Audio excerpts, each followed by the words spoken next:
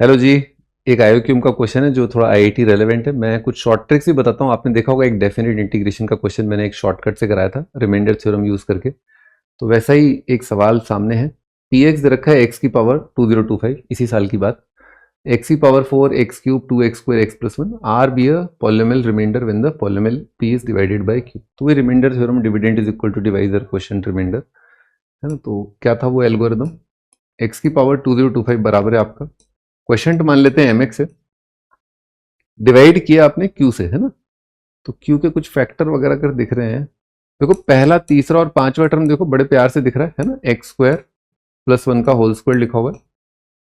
और दूसरा और चौथा उसमें भी x कॉमन लेके एक्स स्क्वायर प्लस 1 आ रहा है ना। तो इसमें एक्स स्क्वायर प्लस 1 कॉमन लेके आ रहा है, एक्स स्क्वायर प्लस 1 कॉमन लेके आ रहा है ना, x square plus x plus 1 है ना, ये अपना आ रहा है। और ये कितने डिग्री का है, ये 4 डिग्री का है ना। तो रिमाइंडर कितना आएगा 3 डिग्री है ना। तो 3 डिग्री को अपन मान लेते हैं है ना, ऐसा मान लेते हैं a x cube plus b x square है ना plus c x plus d, ये अपना रिमाइंडर मान लिया।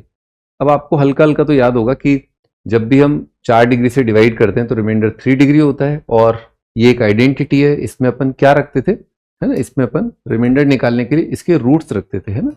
तो इसके रूट्स कितने आ रहे हैं, इसके रूट्स भाई, इसके रूट क्या है ओमेगा ओमेगा स्क्वायर, और इसके रूट क्या है आयोटा माइनस आयोटा है ना। तो वो अपन रख देते हैं। तो मान लो अपन ने ओमेगा रखा है ना, तो ओमेगा ओमेगा की पावर 3 1 होता है, 1 ओमेगा ओमेगा स्क्वायर 0 होता है। तो ओमेगा की पावर 3 तो ये कितना जाएगा 1 आ जाएगा, ये तो 0 आ जाएगा, 0 इंटू एनीथिंग 0। ओमेगा क्यूब कितना आएगा 1, तो आ जाएगा ए और बी ओमेगा स्क्वायर है ना, बी ओमेगा स्क्वायर प्लस सी ओमेगा प्लस टी है ना। ओमेगा ओमेगा स्क्वायर होते हैं आपके -1 प्लस माइनस आयोटा √3/2। ठीक है। तो अगर यहां पर देखें a plus b into -1 plus √3/2 और आपका c इंटू है ना -1 माइनस आयोटा √3/2 और प्लस d लिखा हुआ है ना।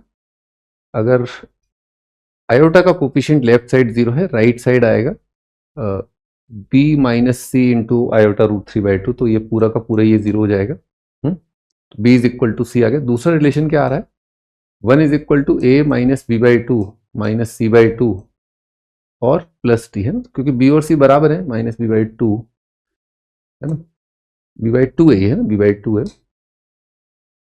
b/2 है। तो कितना जाएगा a minus b plus d आ जाएगा है ना, इज इक्वल टू 1, क्योंकि b और c बराबर है, b/2 c/2 b हो जाएगा है ना।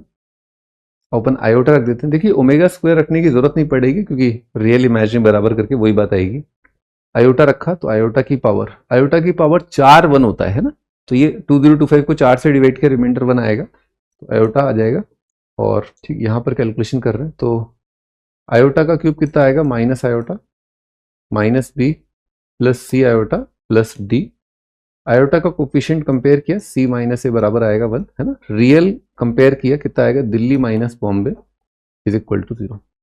अच्छा दिल्ली बॉम्बे बराबर है, दिल्ली बॉम्बे कलकत्ता बराबर है, तो बीसीडी तीनों बराबर हो गए है ना, बीसीडी बराबर हो गए। ठीक है, तो बी और डी बराबर है, तो A1 आ गया, A1 आ गया, C2 आ गया और BCT बराबर है ना, A1 है ना, A1 है तो कितना जाएगा एक्स क्यूब, और बाकी सब कोफिशिएंट बराबर हैं 2 के, 2x स्क्वायर 2x और 2, सब कुछ ही 2 है ना।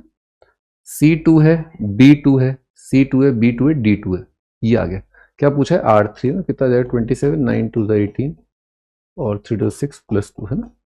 तो 18 26 53 आ रहा है ना, 26 और 27 है ना, 52 और 1 53 है ना। ठीक है ना, 826, हाँ ठीक है।